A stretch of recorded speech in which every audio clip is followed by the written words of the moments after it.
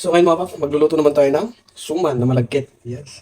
Yes, suman na malagkit naman yung lulutuin tayo. Meron ako dito, malagkit. Binigyan natin kaibigan, si Dari. At meron pa ako dito, kalahati. So yan. Hugasan muna natin yung ating malagkit na bigas. So ngayon, hugasan muna natin itong malagkit. Yan muna natin dito. So ngayon, hugasan muna natin mga paps yung malagkit natin na bigas. Yan, depende sa kung ilang beses yung hugasan yung malagkit nyo. Pero sa akin, 3 beses lang. Isa. Yan, dalawa. Yan, yung pangatlo, tsaka natin siya ilalagay dito sa salaan. Yan. So, yan, ilagay lang natin dito. Yan, set aside muna natin itong ating nahugasan na malagkit na bigas. So dito, dahil ito lang yung available na canned na coconut milk at saka powdered milk. So paghaluin ko lang to. Pero ito, lalagyan muna ng mainit na tubig. Pakulo muna ako ng mainit na tubig, tsaka ako i-bugunawin o di kaya dadilute dito sa coconut powder natin. So ayan, na-dilute ko na yung coconut powder. Lagyan ko ng mainit na tubig. So ngayon, ihalo ko tong coconut na nasa lata. Ayan mga tapos haluin lang natin. Tapos itong coconut milk natin, dadagdagan natin ito ng asukal at saka ng konting asin. So bali dito, maglalagay tayo ng 7 to 8 tablespoon ng asukal. Ayan, maglalagay tayo sa 2, 3, 4, 5, 6, 7. Mamaya tayo magdadagdag kung kulang pa yung tamis niya. Tapos ngayon maglalagay naman tayo ng 1 tablespoon na asin. So ayan. Saka natin itong haluin mga paps hanggang ito. So ayan, dahil konti lang yung coconut milk natin. So ang gagawin natin ay ihahapok muna natin yung malagkit na bigas sa tubig mga paps. So ayan, magpapakulo muna tayo ng tubig. So ito, magpapakulo muna tayo ng tubig mga paps. Kasi ihapok natin yung ating malagkit na bigas. Gawa nung konti lang yung natin, yung coconut milk. So ayan, kumukulo na yung ating tubig. Lalagyan na natin itong malagkit. Hapok lang yung gagawin natin dito kasi lulutog pa natin ito sa gata mga paps. Yan, umalog-alog pa yung aking cellphone. Yan, haluin lang natin na ganito tuloy-tuloy. Kasi nga, magdidikit sa ilalim nito pag hindi natin hinahalo. So ganito ang technique kapag konti lang yung coconut milk mo. Pero pag madami naman, pwede mo na siya direkta pakuluin sa coconut milk. Mas malasa na yan. Pero kapag konti naman yung coconut milk mo, pwede mo gawin yung ganito. Parang biryani style ba na half cook muna, tapos tsaka mo lulutuin sa ihalo mo sa karne. Pero ito malagkit kasi, konti lang yung coconut milk natin. So, ang gagawin natin ay, half cook natin dito, tsaka natin papukuluan sa coconut milk. Yan. So, ayan, dahil half cook na yung ating malagkit na bigas, tatanggalin na natin, papatayin na natin, tapos papakulo na tayo sa coconut milk. So, ayan, habang pinapakuluan din natin itong ating coconut milk, yes, konti yung lang din yung paghalo natin, para hindi mamumumo yung ating coconut milk, tsaka na natin ilagay yung ating bigas na malagkit, mga paps. So, ayan, dahil bahagyan ng kumukulo yung ating coconut milk, mga paps, so yung kakanggata, yan, umapaw na. So, hinaan lang natin.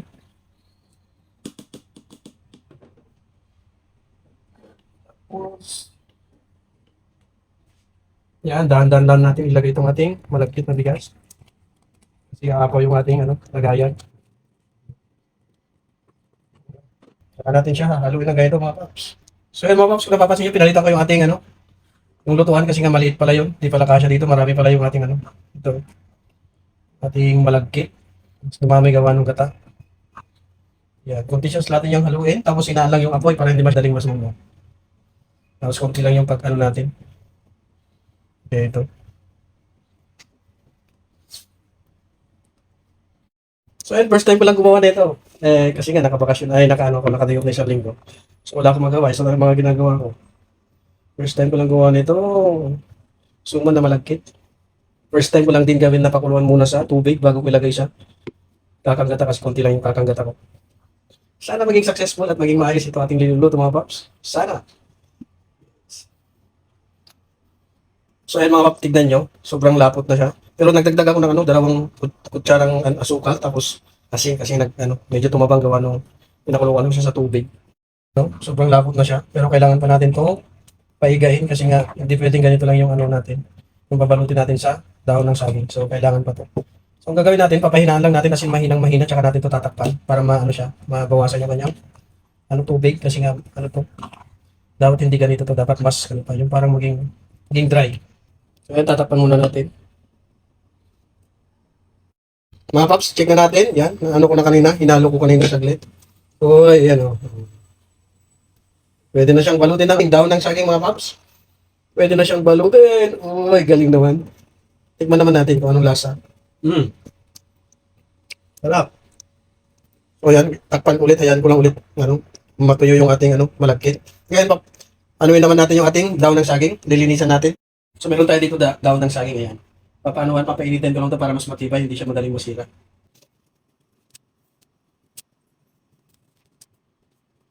So, ayun mga paps, tapos na tayo magpahit ng daon ng saging. So, dahil luto na yung ating malagkit, isasalin na lang natin dito para lumamig yung ating malagkit mga paps. Yung mga paps, sinalo-halo ko lang para madaling lumamig. Ito na yung ating malagkit, ang dami. Ang dami natin naging suman. Kaya mag-ano naman tayo ng daon ng saging.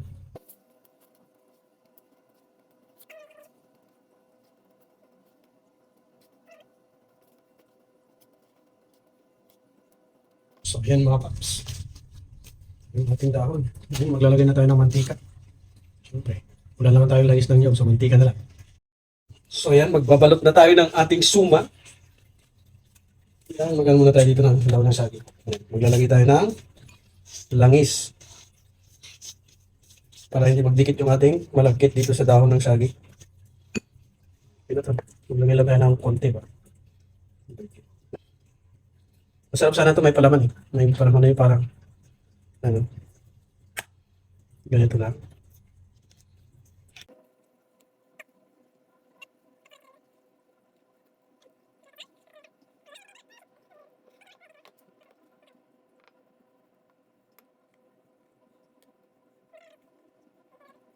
So ayun mga paps, nakabalot na tayo. Yan. I-steam na natin dito sa steamer. Steam lang natin para hindi siya magtubig. Nalagyan na natin dito sa ating steamer. Yan. Ito pa tayo. Okay. Saka natin siya tatakpa. Yan, papakita mo yan. So ayan mga paps, yung ating nabalot na ng suman. Bawat tali, tatlo-tatlo yan. So, ayan. Bali, 3, 6, 9, 12. 15 yan. So, yan, tatakpan natin. Kalpit lang natin yan. Ano lang natin yung dahon kasi nga. Luto naman na yung malagkit. Ano lang natin yung dahon para lumambot. Habang nag-steam tayo doon ng malagkit na natapos, magbalot ulit tayo kasi di ba tayo tapos. Pero konti lang naman na. Ito na lang yung natira. At meron na tayo dito. Ayan, ilang balot na to? 1, 2, 3, 4, 5. 5 balot. So nakarami na tayo. So ayan, magtutuloy tayo sa ating pagbabalot mga paps.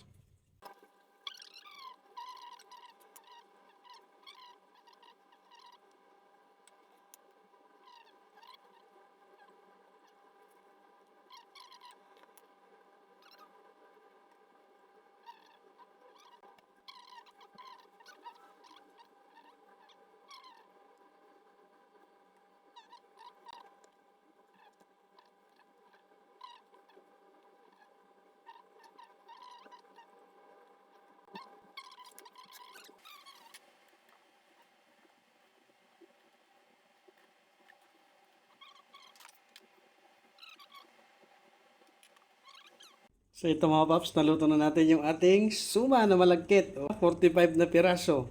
O, ilagay ko dito para bilis siyang lumamig. So yan mga paps. Mamaya papamigay ko lang to sa mga kaibigan ko dito. So yan, pinatikim ko rin kanina. Masarap daw. So yan lang po mga paps. Salamat po sa panonood. Hanggang sa muli. Follow for more. Salamat po. Thank you. Bye-bye.